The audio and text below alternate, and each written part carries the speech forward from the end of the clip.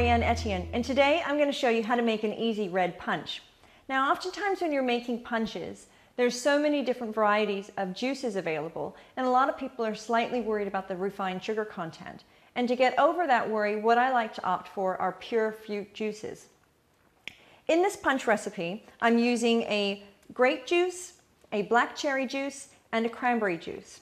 Now, the grape juice is a very, very strong taste, so be very careful and mindful when you do pour it.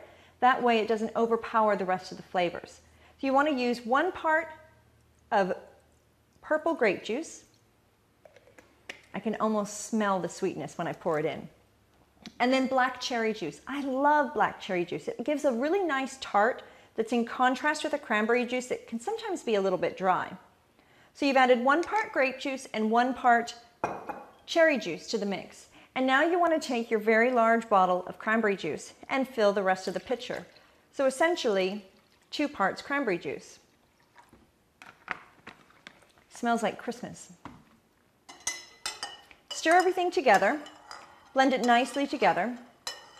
Now, if you're serving an over 21 crowd, I would really suggest, and it'll be between you and I, adding a little bit of a really dark red wine to it. It makes a really nice balance to the sweet and the tart of the fruit juice, and it gives that punch that kind of party attitude you might be looking for.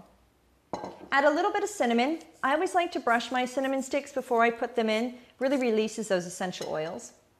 And then a handful of dried cherries. Now, the beauty with using dried cherries is that they really bloom and blossom in the water, and they'll expand and become larger. So they really do accent your party punch. Stir those together. Oh, it smells amazing. Now, I'm serving this over ice, but you can certainly simmer it over a stovetop and serve it warm during the winter months.